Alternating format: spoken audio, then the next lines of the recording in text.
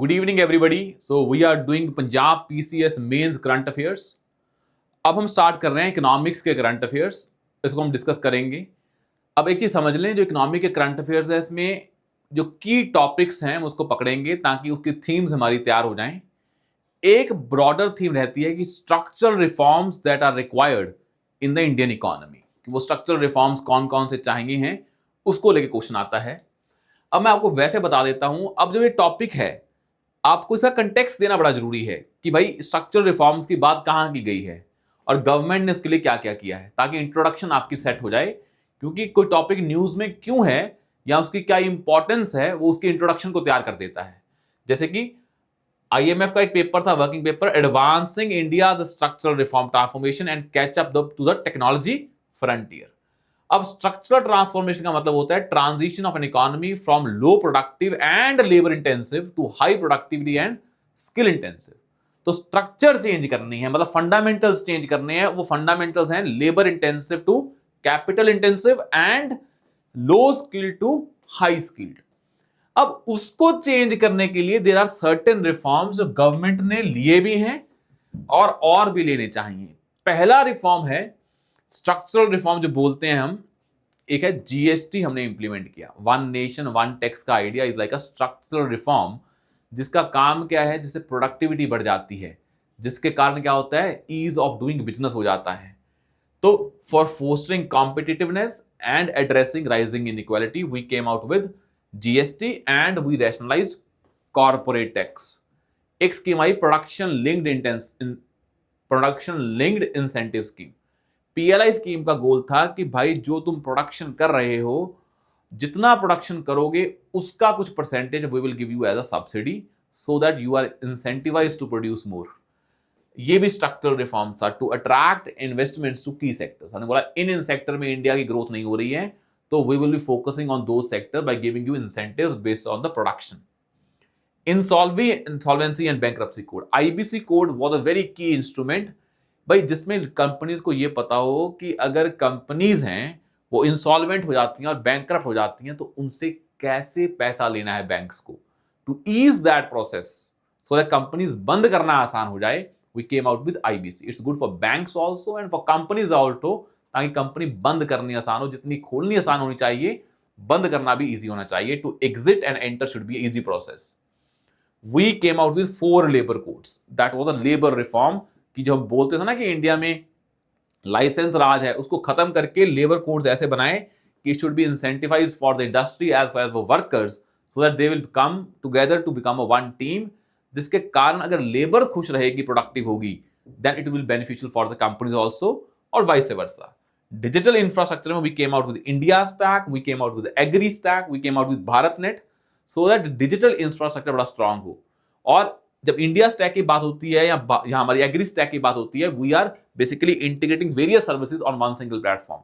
UPI is also a kind of a digital infrastructure, unified payment interface. अब problem आती है कि जो ये प्रॉब्लम है इंडिया का, कि की जो इंडिया की जो प्रॉब्लम है as compare to structural transformation, वो क्या है।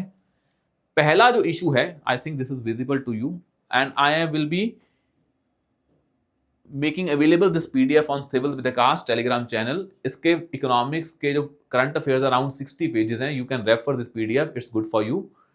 और इसमें बहुत सारे फैक्ट्स मैंने डाल के रखे हैं ताकि आपको कोई दिक्कत ना आए। और इंट्रोडक्शन और कंक्लूजन के लिए मैंने ये ब्लू बॉक्सेस बनाए हुए हैं। अगर आपको तैयार करनी इंट्रोडक्शन तो इस बेसिस पे भी तैयार कर सकते हो। अगर आपने नहीं की है तो, अगर की है तो you can just refer these to get your data points and facts, और उसके बेसिस पे आप ऐड कर लें। अब इंडिया की इकोनॉमी में पहला चक्कर है कि हमने मैन्युफैक्चरिंग सेक्टर मिस कर दिया था and our major population is focused on agriculture. Agriculture still accounts for 42% of employment. That is structural issue in Indian economy. No country can become developed while remaining as a agricultural economy, ये possible नहीं है। So for that एक है uneven tech adoption by the industries। uneven tech adoption by the industries। Services outperformed manufacturing in tech adoption, जबकि manufacturing को भी technology को adopt करना चाहिए था। Rise of low skill jobs, gig economy आ रही है, कंस्ट्रक्शन सेक्टर में बढ़ रही है 12% ऑफ वर्कर्स इन 2019। मतलब जो लो स्किल्ड हैं, कंस्ट्रक्शन है, गिग इकोनॉमी है, वहां पे जॉब्स ज्यादा हैं, हाई प्रोडक्टिव में कम है। वो बोला जाता है ना कि इंडिया में now the people are unemployed because the problem is they are not getting the jobs they want. यहाँ वो अंडर एम्प्लॉयड हैं, ये बोल रहे हैं आप, यहाँ अनएम्प्लॉयड हैं because they are not getting the jobs they want, jobs वैसे अवेलेबल नहीं है। अब आता है low productivity. Labour in 2019-20 in manufacturing and services were 4.5 times more productive than in agriculture। तो लो productivity in agriculture is also a problem because वहां पे हम आज भी क्या है, मैनुअल वर्क पे डिपेंड है रेदर देन यूजिंग टेक्नोलॉजी और instruments. Paper estimated that India need at least 143 to 324 million jobs for its growing population bye 2050। और ये अनएम्प्लॉयमेंट का चैलेंज है। तो स्ट्रक्चरल इशू क्या इंडियन इकोनॉमी में, अनएम्प्लॉयमेंट, जॉबलेस ग्रोथ हो रही है, that is the biggest issue. इस पे अलग स्टैंड अलोन टॉपिक भी बन सकता है जॉबलेस ग्रोथ पे। पर ग्लोबल कॉम्पिटिटिवनेस में इंडिया रैंक्ड 38th इन एलपीआई 2023, रिफ्लेक्टिंग कि इंडिया की लॉजिस्टिक कॉस्ट बहुत ज्यादा है, जो कि main component of any manufacturing firm is logistics, और उसको कम करना है हमें। आज वो अराउंड 10% है, कोई 15 बोलता है, उसको हमें 7 to 8 लेके जाना है so that India can become competitive. और सेम इनफॉर्मल सेक्टर का डोमिनेंस है, around 80% of India workforce is in informal sector, वहां पे सोशल सिक्योरिटी नहीं है। तो ये जो इश्यूज हैं इसके लिए रिकमेंडेशन आती हैं, भाई वही है जो गवर्नमेंट स्टेप ले रही है, वही रिकमेंडेशन है। पहले हमें स्किलिंग पे इंप्रूवमेंट करनी है। इंडिया में around 5% of the workers are formally skilled, और India's labour force still has fewer years of formal education than peers and quality of its education remains low as per ISRO report। या simply mention करें 5% of India workforce is हमारी वो formally skilled है, बाकी 95 is not formally skilled. Advancing labor market reforms, working with states to loosen restrictive employment protection legislation would be essential to further labor market flexibility। वो कल पढ़ा था ना हमने पॉलिटी में, कल नहीं 2 दिन पहले, कि डोमिसाइल बेस्ड रिजर्वेशन आ रही हैं, तो that will be a disaster for the private companies because they will not be able to choose labour according to their own requirements, तो उससे प्रॉब्लम हो जाएगी। और फोस्टरिंग ट्रेड इंटीग्रेशन, जो हमारे बायलैटरल ट्रेड एग्रीमेंट्स हैं, removing tariff and non tariff restriction. India didn't become a member of RCEP, but now India signed a kind of free trade agreement with UK। हमने UAE से भी किया, US से भी trade deal हुई है। तो ये चीजें इंपॉर्टेंट है so that India can become a part of the global economy, because without becoming integrating with the global economy India can not grow to an extent that India wants to. उसके बाद है removing red tapism, it can spur private growth और continued public investment push through public infrastructure. तभी बोलता जाता है कि PPP model is the best model, public investment is also required, that's why government in economic survey is giving more push to the capital expenditure day year by year so that a capital expenditure can increase the productive capacity of the economy, और production capacity बढ़ जाएगी तो growth अपने आप बढ़ेगी। तो हम revenue expenditure पे ना फोकस करके कैपिटल एक्सपेंडिचर पे करें। और वही तभी क्वेश्चन आता है कि कैसे हम फ्रीबीज को रैशनलाइज कर सकते हैं, कि how subsidies can be rationalised. Manufacturing growth target, boosting manufacturing in GDP from 17 to 25%, creating 100 million more jobs, and strengthening social safety net and credit to small and medium enterprises। हमारी scheme है ना मुद्रा scheme, micro units development refinance agency, या हमारा pH, हमारे यहाँ पर हमारे क्या प्रायोरिटी सेक्टर लैंडिंग PSL, उसमें हम माइक्रो एंड मीडियम को टैक्स देने की बात करते हैं। Kisan credit card, formal credit to farmers so that they have access to credit. Same आता है जैसे हमारी PM Vishwakarma scheme. All these schemes हैं जिसमें हम आर्टिजन को लोन दे रहे हैं। वैसे ही हमारी एक स्कीम है जहाँ पे हम जो हमारे इनफॉर्मल जो हमारे कोई वेंडर्स हैं उनको हम लोन दे रहे हैं। तो government is trying to provide credit because credit के कारण companies can, small and medium enterprises can grow. हमने कोविड के टाइम पे भी एमएसएमईज को क्रेडिट गारंटी दी थी because they didn't have that kind of a financial support. तो हमने ये काम करने की कोशिश की उनके लिए भी। यहाँ तक क्लियर है? यहाँ तक कोई डाउट तो नहीं है? अब हम आगे बढ़ते हैं और इसको बढ़ाते हैं आगे। यहाँ तक विजिबल है आपको? आई थिंक यहाँ तक आपको ये चीजें विजिबल होंगी। Just give me a second.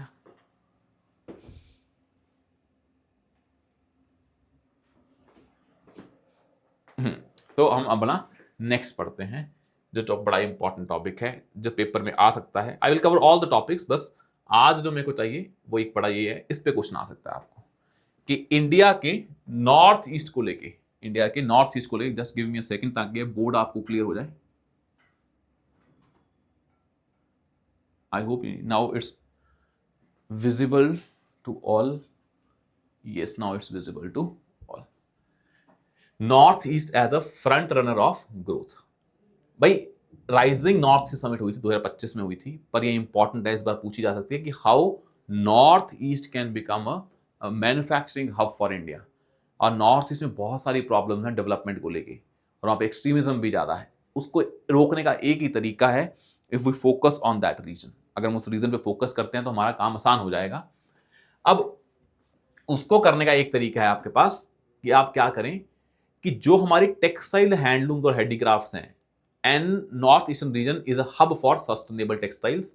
Assam का GI tagged muga silk, Nagaland का ट्राइबल शॉल्स, त्रिपुरा की bamboo crafts, these all are the alternatives. More than 50% of looms and weavers in the country belong to north eastern states. तो ये labour intensive भी है और इसमें north east की क्या स्पेशलाइजेशन भी है। तो we can use that leeway of textiles, handlooms and handicrafts for that region. उसके बाद आता है रिन्यूएबल एनर्जी। भाई नॉर्थ ईस्टर्न रीजन में बिकॉज ऑफ द जो उनकी ज्योग्राफी है, because of the rivers they have, वहां पे पोटेंशियल है किसका, हाइड्रो पावर पोटेंशियल 60 गीगावाट का, 40% of India total. So this region can be a kind of a production power production hub. Power potential estimated to be 13 gigawatt solar का। तो solar का 13 gigawatt है और हाइड्रो का 60 gigawatt है। इसको use कर सकते हैं टू अचीव इंडिया टारगेट और renewable energy as well as, so that this region can be a production house of power for the entire country. उसके बाद आता IT, information technology and extension services हैं। 100 एकड़ IT park in Assam and IT जो हमारी special economic zone है Imphal, rapid IT infrastructure. अब ये मुश्किल है थोड़ा सा बिकॉज वहां पे लेबर नहीं है, skilled labour, but we are trying कि वहां पे सर्विसेज सेक्टर भी ग्रो कर पाए। एजुकेशन के लिए मिजोरम में लिटरेसी 91.3%, त्रिपुरा में 87, नागालैंड में 80। तो एज सच लिटरेसी के लेवल में भी these states are very important. तो इससे लिटरेसी तो है पर स्किलिंग इतनी ज़्यादा नहीं है बिकॉज वहाँ पे ऐसी यूनिवर्सिटीज़ भी नहीं है। तो अगर हम वहाँ पे यूनिवर्सिटी खोलें, आईआईटी आईआईएम्स खोलें तो और चीज़ें आसान हो जाएंगी। बट हमें इतना पता वहाँ पे लिटरेसी ज़्यादा है तो स्कोप है, पोटेंशियल है for services sectors in this region. अब आ रहा है एजुकेशन में, हो गया एग्रीकल्चर में। वहाँ पे बहुत ही ज़्यादा क्या है, एग्रो डाइवर्सिटी है। बहुत सारी पढ़ते हैं ना जीआई टैग, शाम का tea, Joha, rice, Kachai, lemon, kiwi, pineapple. 70% population in this agriculture पे डिपेंडेंट है वहाँ पे। तो एग्रीकल्चर का स्कोप है, पावर का स्कोप है, सर्विसेज का स्कोप है, हमारा टेक्सटाइल का स्कोप है। वैसे इंडिजीनियस स्पोर्ट्स बड़ी इंपॉर्टेंट हैं, वो हम पर थांग था, पोलो एंड आर्चरी। तो ये चीजें क्या है, कल्चरली बड़ा डाइवर्स है। तो इस रीजन इंडिया के लिए बड़ा ही पावर हाउस बन सकता है for the manufacturing as well as services. पर प्रॉब्लम क्या है, ये पोटेंशियल बहुत है नॉर्थ ईस्ट का, पर इस सारे पोटेंशियल को कौन खा जाता है, because of the violence in this region. की जो सेशनिस्ट टेंडेंसीज हैं, जो नॉर्थ ईस्टर्न इंसर्जेंसी है, उसको लेके बड़ी प्रॉब्लम आती है। अब मुझे एक चीज बताएं कि जो नॉर्थ ईस्ट के चैलेंजेस हैं और क्या गवर्नमेंट ने स्टेप्स लिए, इसको समझते हैं। एक हमारी स्कीम हम इंटरनेशनल रिलेशन में पढ़ के हटे थे कि एक्ट ईस्ट पॉलिसी गवर्नमेंट की है। एक्ट ईस्ट पॉलिसी का मतलब है कि गवर्नमेंट इज ट्राइंग बेसिकली कि हम उस नॉर्थ ईस्ट रीजन को यूज कर पाए इंडिया का as a hub to integrate with south east Asia. कि नॉर्थ ईस्ट रीजन इंडिया की एक्ट ईस्ट पॉलिसी का कोर होना चाहिए, ये हमारा ऑब्जेक्टिव था। अब इसमें जो चैलेंजेस आ रहे हैं ये वैसे भी आपको आते हैं, इकोनॉमिक्स में नहीं पढ़ने हैं। एक है narco terrorism because of golden triangle, या हमारा जो गोल्डन क्रेसेंट है, गोल्डन ट्रायंगल यहाँ के पास में है, म्यांमार, थाईलैंड और Laos. Insurgency and arm clips because of NSCN, nationalist socialist council of Nagalim, इसको मुहैया डिमांड्स ग्रेटर नागालिम। कुकी मेती में क्लैशेस होते हैं मणिपुर में। और जो नैरो सिलीगुड़ी कॉरिडोर है, जो इंडिया के मेन लैंड को नॉर्थ ईस्ट से जोड़ता है, this narrow Siliguri corridor, chicken neck, basically पूरी की पूरी जो इन्वेस्टमेंट है वहां नहीं आने देता बिकॉज वहां पे लॉजिस्टिक बड़ी वीक है। तभी हम कालादान मल्टी मॉडल प्रोजेक्ट कर रहे हैं कि इंडिया को म्यांमार, बांग्लादेश के थ्रू नॉर्थ ईस्ट से जोड़े, रेदर देन इंडिया के मेनलैंड से नॉर्थ ईस्ट को जोड़े। वहां की कॉस्ट ज्यादा है मेनलैंड से और दूसरी से कम है बिकॉज ऑफ जो हमारे पास पोर्ट्स हैं उसका यूज कर पाएंगे। और इन्वायरमेंट की प्रॉब्लम है कि भाई वहां पे ब्रह्मपुत्र फ्लड के कारण बहुत सारी डिस्प्लेसमेंट होती हैं। ह्यूमन राइट वायलेशन है, सुप्रीम कोर्ट और एनएचआरसी ने बोला है, तभी वहां पे अकाउंटेबिलिटी नहीं है, अफ्स्पा है तो कंपनीज नहीं आती हैं। कंपनी को जहां पे भी आना है वहां पे एक चीज चाहिए, लॉ एंड ऑर्डर बड़ा स्ट्रांग होना चाहिए। Without strong law and order companies will not invest. तो ये इशू नॉर्थ ईस्ट में रहता है। और गवर्नमेंट की स्कीम्स हैं बड़ी इंपॉर्टेंट हैं, ये आपको सारी याद करनी पड़ेंगी, पेपर में बड़ा काम आएंगी। एक है एक्ट ईस्ट पॉलिसी, आपको बताया अभी। एक है पीस एंड सिक्योरिटी इनिशिएटिव्स, हमने उल्फा के साथ पीस अकॉर्ड की है, वैसे NLFT and ATTFT piece agreement हुआ है। PM डिवाइन स्कीम है aimed at rapid and holistic development of north eastern region. वैसे ही एक स्कीम है north east special infrastructure development scheme, ये बड़ी इंपॉर्टेंट है। अब पेपर में जब लिखेंगे, मैंने तो आपको नाम बता दिए, आपको स्कीम लिख के उसका एक की फीचर लिखना ही लिखना है एग्जाम में। मान लो पूछते हैं कि what steps government has taken for the development of north eastern region, तो you will not simply mention कि भाई हाँ उसने कौन सा स्टेप लिया है, PM डिवाइन। तो you have to one mention की पॉइंट आल्सो। तो जब आप नोट्स पढ़ें तो इनके साथ एक एक की वर्ड, की पॉइंट भी साथ में ऐड कर लें। मैंने आपको ब्रॉड बता दिए हैं, वो आपको ऐड करने पड़ेंगे। एक्ट रिस्पॉन्सिव बता दिया है आपको, कहानी आप लिंक कर दोगे।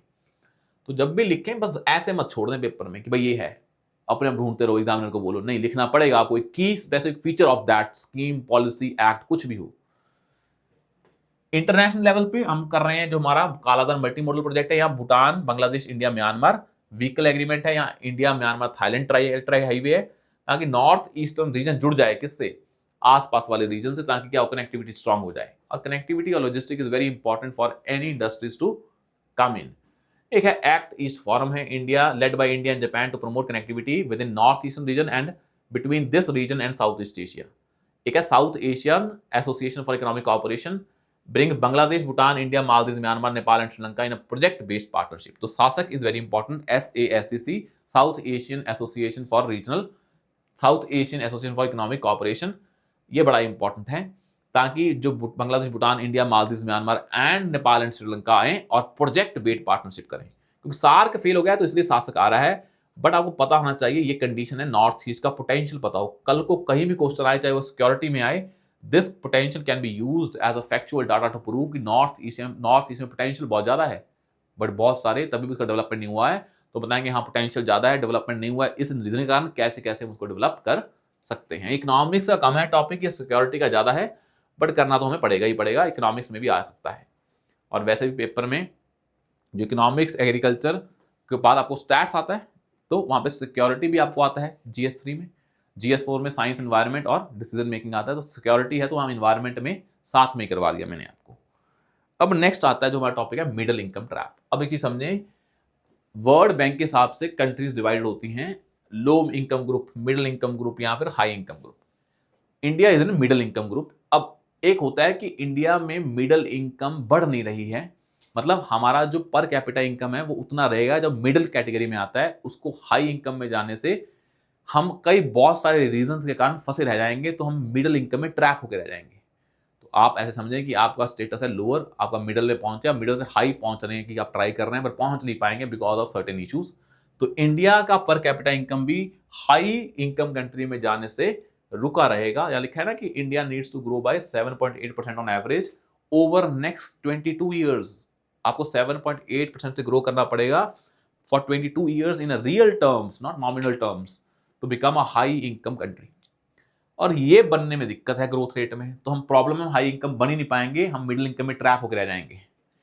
अब इसमें देखते हैं क्या होता है मिडिल इनकम ट्रैप और क्यों इंडिया वल्नरेबल है फॉर मिडिल इनकम ट्रैप, और वर्ल्ड बैंक के हिसाब से कौन सी हमारी स्ट्रेटजी होनी चाहिए। This topic is very important. तो पहले देखते हैं क्या है मिडिल इनकम ट्रैप, क्या है चैलेंजेस फॉर इंडिया कि वो मिडिल इनकम ट्रैप में फंसा रह जाएगा, वर्ल्ड बैंक ने क्या बोला है, और दूसरा हमें वर्ल्ड बैंक ने क्या बोला है। अब पहला समझें, it refers to a situation, ये लिखना पड़ेगा आपको, जब मिडिल इनकम ट्रैप पे क्वेश्चन आया तो यू कैन नॉट अफोर्ड कि भाई ठीक है ये तो हम छोड़ ही देते हैं, क्योंकि उनको पता ही होगा एग्जामिनर क्या होता है मिडिल इनकम ट्रैप। तो try to write in PCS middle income trap को थोड़ा अच्छे से डिफाइन करके बता पाए। अब मिडिल इनकम ट्रैप में refers to a situation wherein rapid growing economy stagnates at middle income levels and fails to graduate into ranks of high income countries. World bank classify economies per capita between 1135 to 13846 as middle income. During the last decade, the prospects of middle income countries migrating to high income has worsened due to rapidly aging population and burgeoning debt, fierce geopolitical and trade frictions, and growing difficulty of speeding up of economic progress without falling the environment. तो एक तो global conditions जो हैं, trade war हो रहे हैं, geopolitics हो रही है, एनवायरमेंट पे इंपैक्ट पड़ रहा है, डेट बढ़ रहा है और पॉपुलेशन एज हो रही है। इन फैक्टर्स के कारण कंट्रीज का मिडिल इनकम से हाई इनकम जाने के चांसेस क्या हो रहे हैं, बड़े कम हो रहे हैं बहुत। ये मेन रीजन है। पर इंडिया के केस में ऐसा क्यों है हम इसको देखते हैं। ब्रॉड रीजन बताए गए वर्ल्ड बैंक द्वारा तो क्या होता है मिडिल इनकम ट्रैप, क्या होता है पता लग गया। अब क्या रीजन है? पहला है इंडिया में रिसर्च एंड डेवलपमेंट पे फोकस नहीं है। इंडिया के केस में रिसर्च और डेवलपमेंट पे फोकस नहीं है। अगर आप देखेंगे इंडिया में रिसर्च और डेवलपमेंट बहुत पीछे है। India ranked 40 out of 132 economies in global innovation index. या फिर ये बोले कि इंडिया में जो R&D है ये 1% ऑफ जीडीपी से भी कम है, जो कि बहुत ही कम है as compare to global average. तो ये इन मामलों में इंडिया में R&D नहीं है। R&D नहीं है तो सर आप कोई भी इनोवेशन नहीं कर पाएंगे। We are dependent upon the innovation. बोला था ना कि जो चैट जीपीटी वाले ने कि India will not be having its own generative AI model. India कर रहा है ट्राई, बिकॉज इंडिया ने उसी को कॉपी करते हैं जो बाहर से इनोवेशन आती हैं। We don't have our own innovations. अब इसके कारण क्या होता है? इस इनोवेशन के कारण अनटैप्ड ह्यूमन कैपिटल है, उसी के कारण क्या होती है? रिसर्च एंड डेवलपमेंट कम है। अब skill only 51% of graduates are employable as per economic survey 2023 and 4। पेपर में जितना ट्राई करें इकोनॉमिक्स में, पूरा का पूरा इकोनॉमिक सर्वे कमिटीज डाल के आए कि उसने ये बोला है, ये फैक्ट है। और जितना इकोनॉमिक्स में नंबर्स ज्यादा होंगे you will get more marks. तो इकोनॉमिक्स में नंबर लेने का एक ही तरीका है, बेस्ट तरीका है, वो try to use data as much as you can. और इकोनॉमिक्स में नंबर कमाने का रीजन भी यही है कि बच्चे क्या करते हैं, इकोनॉमिक्स को एज अ फिलॉसफी लिख के आते हैं कि भाई इंडिया में एम्प्लॉयमेंट की प्रॉब्लम है, इंडिया में क्या है, पर कैपिटा इनकम कम है। कितनी कम है वो लिखना पड़ेगा ना भाई, आपकी बातों को सत्य क्यों माने वो, you have to give evidence for that. तो उसी के कारण ये देना पड़ेगा ये चीज। और ये fact you can use in other areas also, जहां आप बताओगे कि इंडिया में क्वालिटी एजुकेशन क्या बहुत ही खराब है। Lack of innovation capability, India R&D investment is 0.64%, less than 1%, as compare to China which is 2.4 and as compare to USA which is 3.47%। अब आता है राइजिंग इनकम इनइक्वालिटी। तो पहले 2 पॉइंट बड़े इंपॉर्टेंट है, फैक्ट्स मैंने आपको दे दिए हैं and these facts are very important. Economics की पूरी पीडीएफ में आपको फैक्ट्स मिलेंगे, तो ट्राई टू इंश्योर ये पीडीएफ को डाउनलोड करें सिविल विकास टेलीग्राम चैनल पे जाके, और इसमें से जितने फैक्ट मिलते निकाल लें। इकोनॉमिक्स आपका वैसे ही स्ट्रांग हो जाएगा, because I try to inculcate as many facts as I can. सारे फैक्ट्स में डाले हुए हैं। अगला था rising income inequality. India top 1% own 22.6%। World inequality lab का डाटा है। इनकम इनइक्वालिटी है, एक होती है वेल्थ की इनइक्वालिटी, वो है 1% of India's richest own 40% of countries total wealth. तो वेल्थ में गैप आ रहा है, इनकम में गैप आ रहा है। तो जितनी इनइक्वालिटी ज्यादा होगी it means the concentration of wealth हो रही है, तो इनकम वैसे नहीं बढ़ेगी। बिकॉज सर जितनी इनकम ज्यादा इंक्लूसिव होगी, the all the people will be participating in the economics. भाई आपके पास बहुत ज्यादा पैसा, आप कितना खर्च पाओगे? if this money is distributed among people purchasing power will increase and that will lead to more production। तो इन चीजों को ध्यान में रखना है। उसके बाद आता है स्टैग्नेटेड इंडस्ट्रियलाइजेशन। तो सर्विस सेक्टर और मैन्युफैक्चरिंग का share and employment generator below 20%। तो आज भी India leap frog from agriculture services, miss the manufacturing sector. वो बोलते हैं ना कि इंडिया ने सीधा एग्रीकल्चर से सर्विसेज चले गए, मैन्युफैक्चरिंग मिस कर दिया, और मैन्युफैक्चरिंग कंट्रीब्यूशन आज भी बिलो 20% है। और इसको हमें ध्यान रखना है, जब तक ये नहीं बढ़ेगा। और सबसे ज्यादा लेबर इंटेंसिव कौन सा होता है? मैन्युफैक्चरिंग। उसके बिना हमारी मिडिल इनकम से हाई इनकम जाने वाली नहीं है, जब तक सभी लोग इंडिया में पार्टिसिपेट नहीं करते। तो जब तक इंडिया की ग्रोथ इंक्लूसिव नहीं होती, India can not go from middle income to high income, because unless और अनटिल सभी लोग ग्रोथ की स्टोरी में पार्टिसिपेट नहीं करेंगे, हाई इनकम में जाना बड़ा मुश्किल हो जाएगा। Manufacturing policy targets, the national manufacturing policy aims to increase manufacturing share to 25% by 2025, a target yet to be achieved. Declining private investment, भाई private investment surged after 1990 reforms. और जितना ज्यादा प्राइवेट इन्वेस्टमेंट होता है उतना क्या होता है, हमारा ग्रोथ होता है। Because growth is nothing but investment divided by ICOR, incremental capital output ratio. जितना इन्वेस्टमेंट बढ़ेगा, जितना ICOR कम होगा, उतना ग्रोथ बढ़ेगा। इंडिया में ICOR बढ़ रहा है, इन्वेस्टमेंट कम हो रही है, इसलिए ग्रोथ और कम हो रहा है। क्योंकि growth is nothing but investment rate divide by ICOR। जितना इन्वेस्टमेंट होगा और हर इन्वेस्टमेंट आपकी ग्रोथ बढ़ाएगी, और कितना चाहिए होता है पैसा 1% ग्रोथ बढ़ाने के लिए, उसे बोल देते हैं ICOR। और इसीलिए ICOR जितना ज्यादा होगा उतना क्या है, हमारा इकोनॉमी क्या है, उतनी एफिशिएंट नहीं है। तो ICOR कम होना चाहिए और इन्वेस्टमेंट ज्यादा होना चाहिए। ये आप पढ़ते हैं इकोनॉमिक्स के फंडामेंटल्स में। Contemporary global headwinds, rising external debt and accelerating climate action presents new challenges. Climate change का इशू आ रहा है, आपको सोलर एनर्जी में जाना पड़ रहा है। आप पे बाकी कंट्री क्या लगा रही है, कार्बन बॉर्डर एडजस्टमेंट मैकेनिज्म लगा रही हैं, या आपको क्लाइमेट के लिए पैसा खर्च करना पड़ रहा है। तो जितना क्लाइमेट इशू आ रहा है उतना इंडस्ट्रीज की कॉस्ट भी बढ़ रही है। तो इस क्लाइमेट की अनसर्टेनिटी या ट्रेड वॉर हो रहा है, सप्लाई चेन डिस्टर्ब हो रही है, वो सारे इश्यूज आ रहे हैं कि इंडिया मिडिल इनकम में फंस के रह जाएगा। Now what is the approach that was given by basically a body known as World Bank. इसने क्या अप्रोच दी है हमें, इसको देख लेते हैं। इसने बोला है investment, investment plus infusion, investment infusion plus innovation. For low income countries improve the investment climate to increase domestic and foreign investment. जब तक पैसा नहीं आएगा सर ग्रोथ तो होगी नहीं, तो पहले तो इन्वेस्टमेंट बढ़ाएं, चाहे डोमेस्टिक चाहे फॉरेन।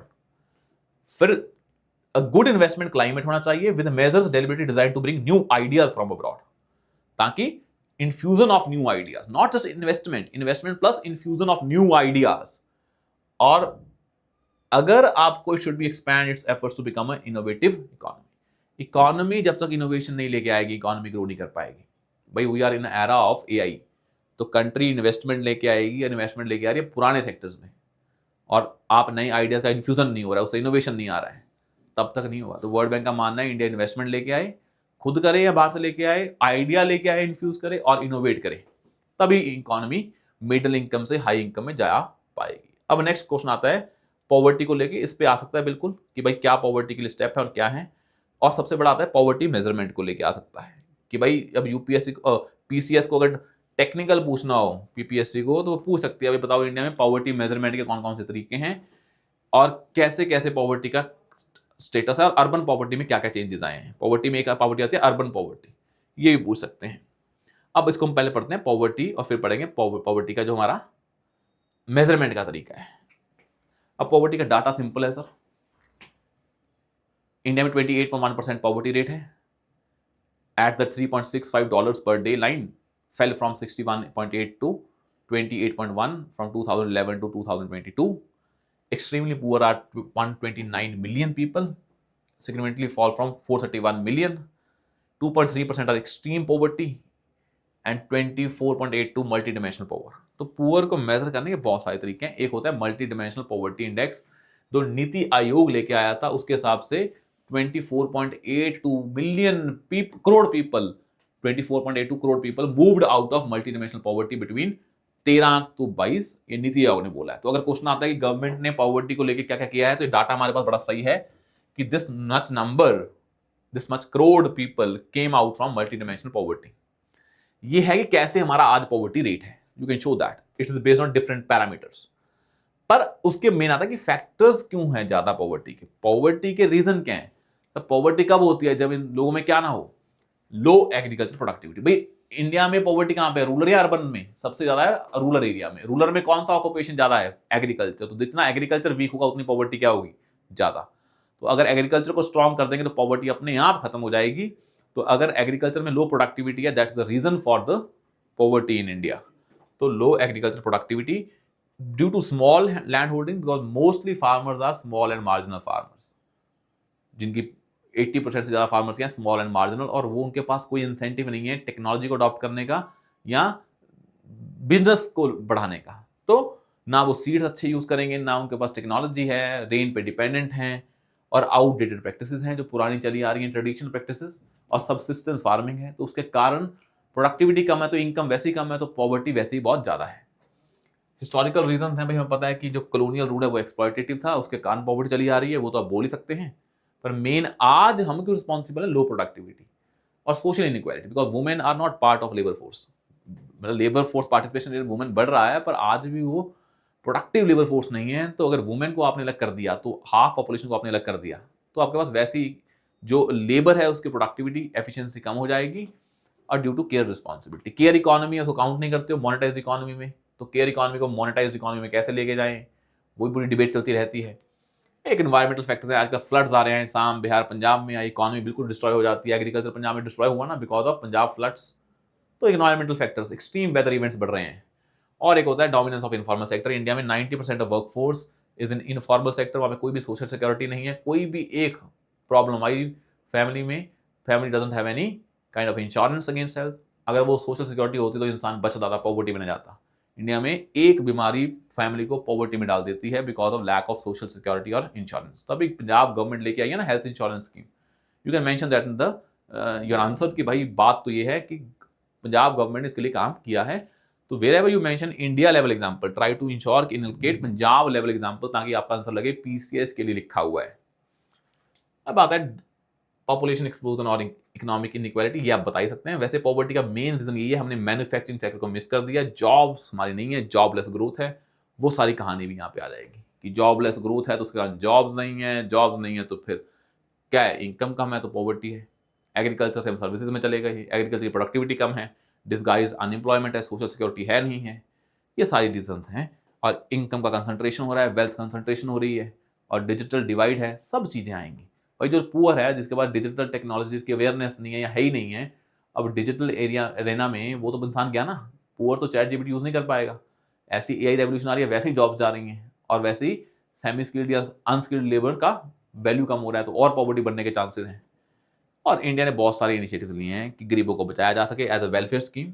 जैसे एक स्कीम है आयुष्मान भारत स्कीम है हेल्थ के लिए, सर्व शिक्षा अभियान है फॉर एजुकेशन, पीएम कौशल विकास योजना फॉर स्किलिंग, तो ह्यूमन कैपिटल के लिए ये स्टेप्स लिए।